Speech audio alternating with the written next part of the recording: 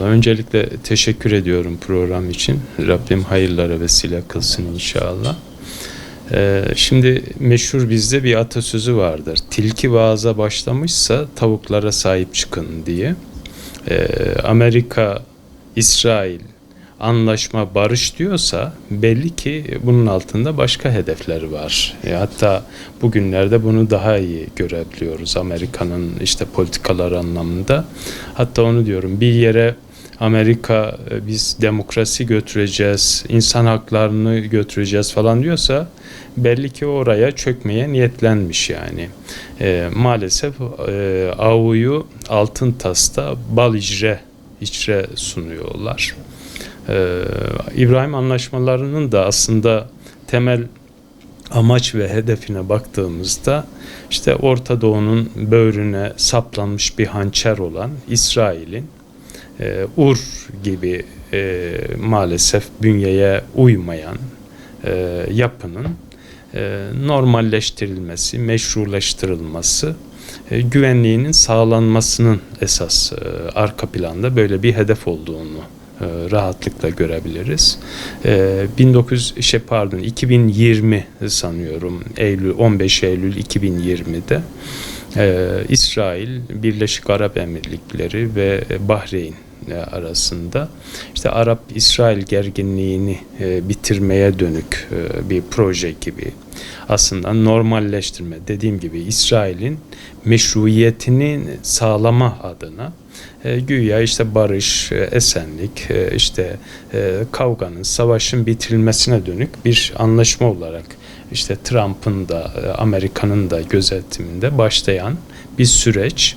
Daha sonra bu sanıyorum 2023'te genişletilmeye başlandı. İşte Endonezya, Nijer, Somali gibi ülkeler de bu projeye dahil edilmeye başlandı. Sonra diğer Arap ülkeleri ve Müslüman ülkeler buna davet edildi. İşte efendim ortada bir huzursuzluk var. Gelin işte bunu anlaşmayla, karşılıklı saygı, sevgi çerçevesinde çözmeye çalışalım. İşin görünen yüzü bu. Ama dediğim gibi arka planda artık iyice ayyuka çıkmış olan İsrail'in terörist yapılanması ve vahşeti, soykırımı bir anlamda örtmek, onu gölgelemek ve aynı zamanda halkların, Müslüman halkların, bölge halkının özellikle İsrail'e karşı olan o tepkisini biraz daha dindirmek adına, bakın işte biz gayet güzel oturuyoruz, anlaşıyoruz gibi bir yaklaşım içerisinde bir geri planda böyle bir niyet olduğunu görüyoruz. Dediğim gibi özellikle Orta Doğu'da Amerika'nın, İsrail'in içinde olduğu bütün anlaşmaların arka planında hani bir görünen yüzü bir de görünmeyen tarafını anlamamız, görmemiz gerekiyor. Neden İbrahim Anlaşmaları? Orada da işte tabii dediğim gibi kulağa hoş gelecek şeyler var. İbrahim Aleyhisselam işte üç dinin peygamberi, hem Yahudilikte hem Hristiyanlıkta hem İslam'da karşılığı olan ve ulul azm peygamberlerden kabul edilen birisi. Bizim için de, Müslümanlar için de gerçekten İbrahim Aleyhisselam önemli bir peygamber, misyon itibariyle bizim açımızdan tevhidin, İslam'ın bayraktarlığını yapan birisi. Hani İbrahim Anlaşmaları kulağa tabii hoş geliyor o çerçevede. Demin ifade ettiğim gibi AU'yu altın tasta bal içre sunuyorlar. Görünüşte işte İbrahim Anlaşmalarına kim karşı çıkabilir gibi bir yaklaşım var. Ama dediğim gibi geri planda İsrail'in, Orta Doğu'nun kalbine saplanmış bir hançer olan İsrail'in meşrulaştırılmasını, normalleştirilmesini ve bir anlamda onun artık statüsünün kabul edilmesine, bir devlet olarak işte kabul edilmesine dönük yapılan çalışmalar olarak ben bunu görüyorum. Şimdi tabii Orta Doğu gerçekten önemli bir alan. Churchill'in meşhur bir sözü var. Diyor ki Osmanlı'yı parçaladık. Sonra onları küçük küçük parçacıklara böldük. Peki ne yapacaktık? Biz buraları tekrar onlara mı bırakacaktık? Biz ahmak mıyız? Her birini kendi evlatlarımıza emanet ettik diyor. Yani o dönem itibariyle basına, o dönemin işte gazetelerine düşen bir beyanatı bu. Arşivlerde, şeylerde ulaşılabilecek olan bir beyanat. O gündür bugündür baktığımızda Orta Doğu'da işte 1917'de Osmanlı askerinin Kudüs'ten çekilmesiyle birlikte işte devam eden süreçte adım adım Yahudilerin, daha doğrusu Siyonist Yahudilerin, bunu özellikle vurgulamak lazım, Siyonist Yahudilerin bu bölgeye yerleşip ve insan hakları, demokrasi falan hepsi hak getire, her türlü zulmü reva gördükleri bir şekilde buraları talan ettiklerini görüyoruz. Masum Filistin halkını, Gazze işte bugün en son raddede ki aslında bütün Filistin topraklarında devam ediyor. Batı Şeria'da devam ediyor. Artık yani vicdanı olan her insanın bu meselede tepki göstermeye başladığı, Batı özellikle entelijansiyasında biraz daha vicdanlı olanlarda, özellikle yine o vicdanını kaybetmemiş Batı insanında ciddi tepkilere sebep olmaya başladı. Bunu yer yer işte Avrupa'daki kimi meclislerde milletvekillerinden görüyoruz.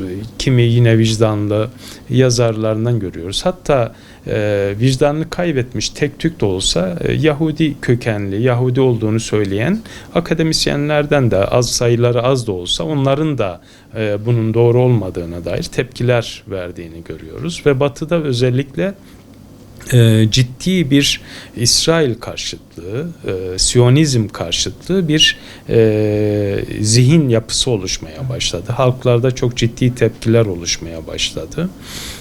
Amerika'da halklar biz yani İsrail'i niçin desteklemek zorundayız gibi eleştiriler oluşmaya başladı. Aslında İbrahim Anlaşmalarının yani arka planda bütün bu tepkileri bir anlamda nötrleştirme.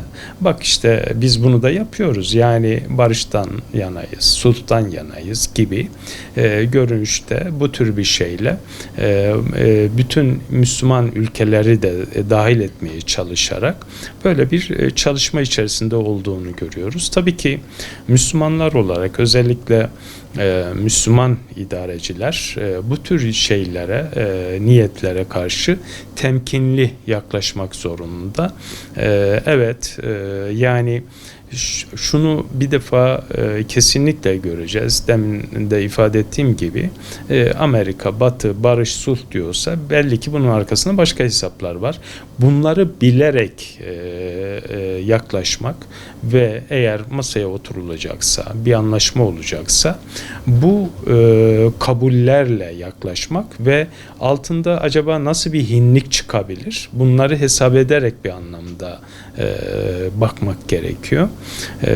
Baktığımızda hani dediğim gibi işte özellikle Trump'ın hani hatta Nobel Barış Ödülü'ne bile kendisini layık görebilecek durumda böyle bir yaklaşım içerisinde güya barışçıl bir kişilik olarak kendisi ama baktığımızda dediğim gibi bütün bunların aslında arka planda böyle bir İsrail'i meşrulaştırma, normalleştirme ve onun meşruiyetini hem halklara hem de bütün dünya ölçeğinde devletlere kabul ettirme gibi bir yaklaşım olduğunu görüyoruz. Bugün hala güya işte bir barış yapıldı görünüşte ama dün gece yine İsrail çadırları, Gazze'de çadırları bombalıyordu.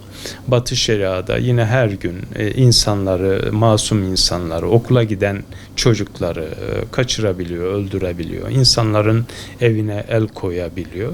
Yani bir taraftan tamam hadi barış diyorsunuz da öbür taraftan da yine siz zulmünüze, soykırımınıza soykırımınıza, vahşetinize aynı şekilde devam ediyorsunuz. Bütün bunların hani Müslümanlar tarafından görülmesi gerekiyor. Tabii acı tablo şu, maalesef demin de hani Churchill'in beyanatından hareketle ifade ettiğim gibi Müslüman ülkeler, kendilerine yeten ülkeler bu anlamda istiklaliyetlerini sağlamış ülkeler maalesef değiller. Dışa karşı bağımlılıkları var, siyaseten bağımlılıkları var, ekonomik bağımlılıkları var.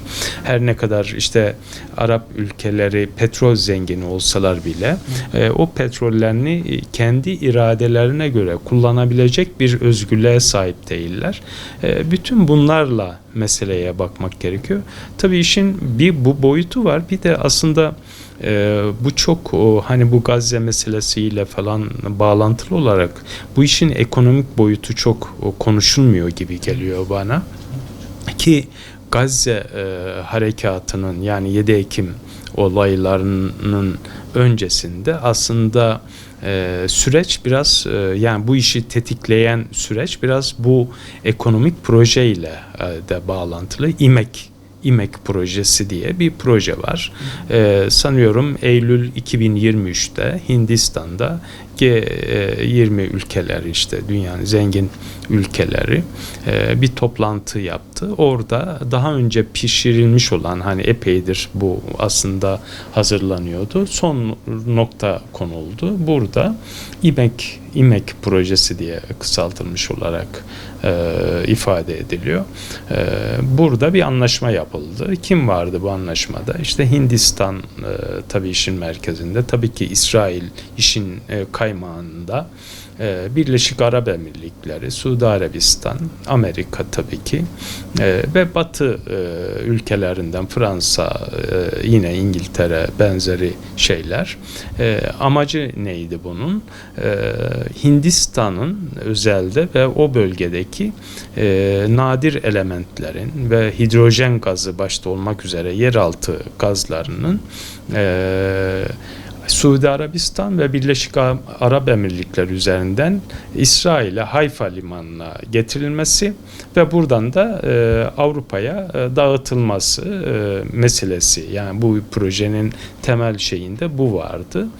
Aslında bütün bu İbrahim anlaşmalarının da arka planda işte dediğim gibi Gazze meselesinin arka planında da temel şeylerden bir tanesi ekonomik boyutuyla bu var.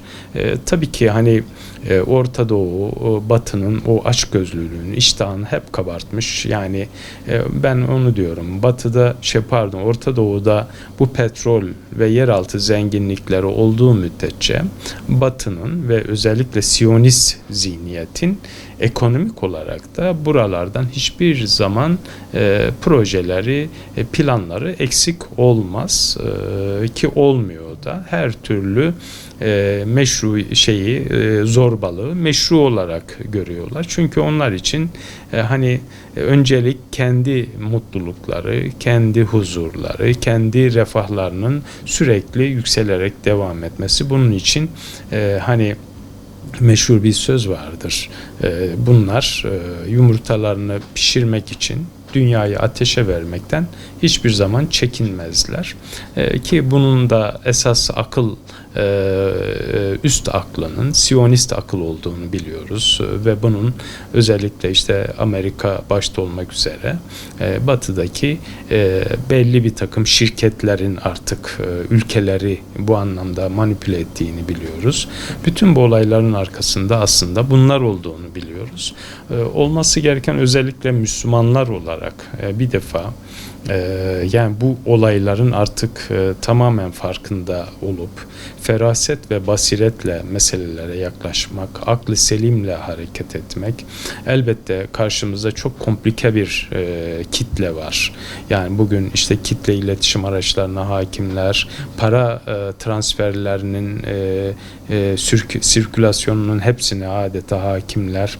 Yani bir anlamda dünyanın ana şeylerini, arterlerini çeviren bir durumdalar. Buna karşı Müslümanların da uyanık olması, yani Don Kişotluk da yapmadan ama aklı selimle yaklaşması gerekiyor. Bu anlamda evet, anlaşma mı diyorsunuz? İşte İbrahim, tamam gelin ama o masada olacaksak biz edilgen bir durumda değil. Kardeşim, o zaman bizim de bir takım tezlerimiz var. Bizim de bir takım isteklerimiz var. Oturalım. Eşit şartlarda o zaman anlaşma yapılacaksa buyurun eşit şartlarda yapalım. Bir defa şu İsrail şu zulmünü bıraksın. İşte Gazze'ye yardım ablukayı kaldırsın. İnsanları öldürmeyi bıraksın. İnsanların evini talan etmekten vazgeçsin. Bir defa en azından 1967 sınırlarına çekilsin. Bir iyilik halini bir görelim, yani bir bakalım. Ondan sonra oturalım. Evet, anlaşma yapacaksak dediğim gibi eşit şartlarda yapalım. Müslümanlar olarak hani burada artık bölgesel yaklaşımlardan ziyade Müslümanlığın, hani Hazreti Peygamber sallallahu aleyhi ve sellem bir hadis-i şeriflerinde öyle buyuruyor. Müminin ferasetinden korkun, çünkü o baktığı zaman Allah'ın nuruyla bakar diyor. İşte o ferasete sahip olmak, o ferasetle hareket etmek durumundayız. Bu çerçevede o ümmet bilinci çerçevesinde düşmanı iyi tanımlamak, kuklaları iyi bilmek ve ona göre daha temkinli ama mutlaka da gereğini yapma noktasında hareketli ve uyanık olmak gerekiyor. Tabii ki, yani mesela bu anlaşma ve işte son süreçte yine hani Gazze üzerine yapılan bir suni bir anlaşma diyeyim. Bununla şunu rahatlıkla görebiliyoruz. Batı'daki hani demin ifade etmeye çalıştığım o protesto hareketlerinin, o şeyin birazcık öne alınmış oldu onlar açısından. Bu işte belki de ulaşmak istedikleri temel hedeflerden birisi buydu. Müslüman ülkelerde de mesela hani ilk günkü gibi gerek boykot meselesinde olsun veya acaba diye bir duraklama gibi, en azından hani ne oluyor bir bakalım gibi bir gevşeme noktasında oldu. Ben sadece şuna birazcık seviniyorum. Bu çerçevede her ne kadar işte İsrail her türlü yardımı engellemeye kalksa da yine o Gazze'deki özellikle masumlara belli ölçüde bir hani yardım kuruluşları girmeye çalıştı, girdiler. Hani o anlaşmaya göre mesela diyelim ki, örnek veriyorum, 500 tır girmesi gerekiyorsa belki 20-30 girdi ama sonuçta girdi. Yani böyle bir suni bir rahatlamada oldu. Bu boyutu evet bir etkisi oldu. Ama bizim burada esas hani baştan beri ifade etmeye çalıştığım şey şu. Bunlar anlaşma diyorsa, barış diyorsa tamam, biz hani Müslümanlar olarak sulhtan selametten yanayız, barıştan yanayız. Bu bizim hani genel imanımızın bir gereğidir. Ancak bu eşit şartlarda olmalı ve kesinlikle bunlar eğer bir barış sulh diyorsa bunun arkasında acaba neyi planlıyorlar? Yani onu iyi hesaplamamız gerekiyor. Ona göre masaya oturup ona göre adımlar atmamız gerekiyor. Demin de ifade ettiğim gibi, yani bugün İslam ülkeleri, özellikle Orta Doğu'daki o ülkeleri değerlendirecek olursak maalesef yani yöneticilerle halklar arasında ciddi kopukluklar var. Ben eminim ki her Müslümanın yüreğinde Gazze ayrı bir yürek yangınıdır, ayrı bir sızıdır. Liderler belki hepsinin hani mutlaka işte zaten haindir veya şöyledir böyle demek istemem. Belki özünde yürekleri onların da yananlar vardır ama dediğim gibi işte o bağımsız olmadıkları için adeta hani bunu Netanyahu bir beyanatında ifade etti. Dedi, Arap ülkelerine sesleniyorum. Oturun oturduğunuz yerde, Arap liderlerine sesleniyorum dedi. Oturun oturduğunuz yerde, oralarda bizim sayemizde oturuyorsunuz dedi. Yani bu çok utanç verici bir beyanat. Dolayısıyla bütün bunlarla birlikte değerlendirmek lazım.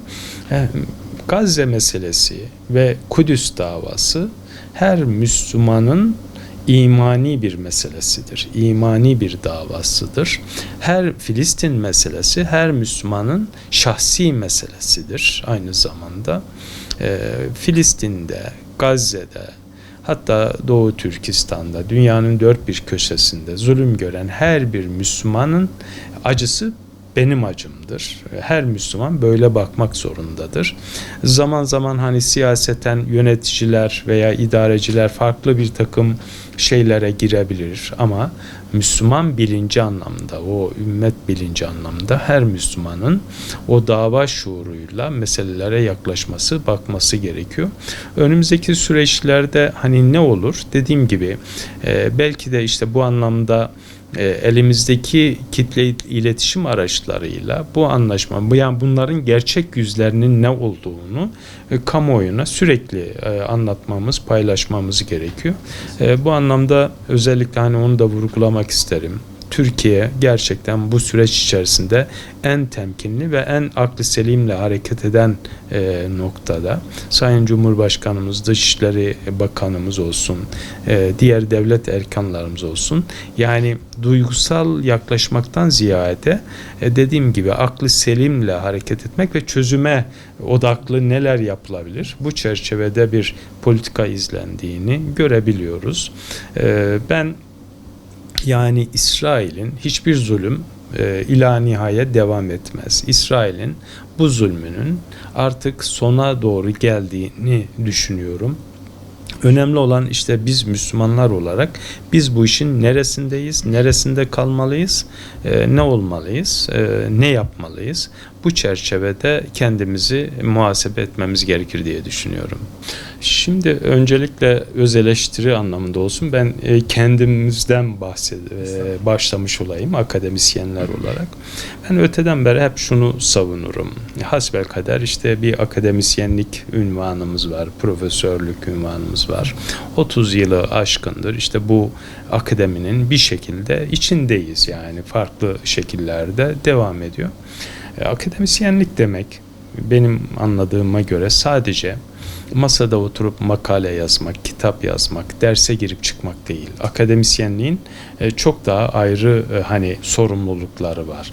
Bu çerçevede aydın kesimini, hani münevver aydın kesimi olarak toplumun ifade edebileceğimiz, biraz daha okuyan kesim olarak, meselelere belli ölçüde muttali olan kesimler olarak kesinlikle toplumla iç içe olmak, toplumun derdiyle dertlenmek, işte bu anlamda ümmetin derdiyle dertlenmek, Müslümanların problemini kendine dert edinmek ve bu çerçevede neler yapılabilir, neler yapmalıyım şuurunda hareket etmek gerekiyor. Bu anlamda öncelikle toplumu bilinçlendirmek, yönlendirmek tabii ki bu aydın sınıfına, öncelikle akademisyenlere düşüyor. Ben zaman zaman arkadaşlara da bu anlamda bir arada olduğumuzda söylüyorum. Diyorum arkadaşlar, bu vebal, bu yük üzerimizde, omuzlarımızda. Dolayısıyla bizim böyle bir sorumluluğumuz var. Yani işin ilginç tarafı Kur'an-ı Kerim'de mesela bu anlamda işte bilenlere diyelim, aydın sınıfına diyelim, yüklenen anlam ve aynı zamanda onlara vebal anlamında, tehdit anlamında belli ölçüde bir ayet-i kerime var. İşte onu daha çok hani Tevrat'ı okuyan Yahudiler için ilk muhatap ama bu hepimize, Kur'an hepimiz için gelmiş. Aynı emre, aynı ihtara hepimiz dolayısıyla muhatabız. Diyor ki hani ilmiyle amil olmayan, ilminin gereğini yapmayan kimseleri kitap yüklü merkeple, metaforuyla anlatıyor ayet. Bu çok gerçekten büyük bir tehdit. Gerçekten bizim için de önemli ve dikkate alınması gereken bir uyarı. Bu anlamda ben hani bu işi bilenlerin öncelikle vebalin, sorumlulukların bunların üzerinde olduğunu düşünüyorum. Akademisyenler ve toplumda akil olarak bilinen, topluma yön veren insanların da işte başta Gazze meselesi olmak üzere Filistin, Kudüs meselesi olmak üzere ümmetin meseleleriyle alakalı, işte Doğu Türkistan olsun, Myanmar olsun, bugün Somali'de veya işte Sudan'da, Afrika'da çok ciddi maalesef Müslümanlar arasında ciddi sıkıntılar var. Kardeş kardeşi katlediyor. Yani fitne fesat gelmiş. Bütün bunlara dönük bir Müslümanca duruş nasıl olmalı? Bu işin çözümü nasıl olmalı? Her bir akil insanın, her bir bu anlamda işte bilenin diyelim tırnak içerisinde sorumluluğu olduğunu ben düşünüyorum ve bu bilinçle, bu sorumlulukla hareket etmenin gerekliliğine inanıyorum. Yani gerçekten hani Allahu Teala Kur'an-ı Kerim'de işte bir ayet-i kerimede Estağfirullah ve tilkel eyyam nudaviluha beynen nas diye buyuruyor. Biz günleri insanların arasında çekip çeviririz. Yani bunu farklı şekillerde anlayabiliriz. İşte şöyle de anlayabiliriz. Bir zaman işte sizi muktedir kılarız. İşte hüküm veririz. Bir zaman ise mazlum konumuna düşürürüz. Bir zaman işte yükselişte olursunuz. Bir zaman düşüşte olursunuz. Önemli olan burada sizin adamlığınızdır. Sizin o imtihanı nasıl verdiğiniz, o olaylar karşısındaki duruşunuzdur. Her bir Müslümanın önünde başta Kudüs ve Gazze meselesi olmak üzere Doğu Türkistan ve diğer mazlum coğrafyadaki, gönül coğrafyamızdaki her bir yara, her bir Müslümanın önünde bir turnusol kağıdı. Aslında bu durumlara, bu olaylara karşı duruşumuz ve tavrımız bizim Müslümanlığımızı, adamlığımızı ortaya çıkarıyor. Ümitsiz değiliz. Mümin ümitsiz olmaz ve her gelecek yakındır. Allah'ın izniyle ben yeniden Kudüs'te Müslümanların İslam sancağının hakim olacağını ve inşallah bunun da özellikle bizim elimizle olacağını düşünüyorum. Rabbim bizleri buna memur eylesin.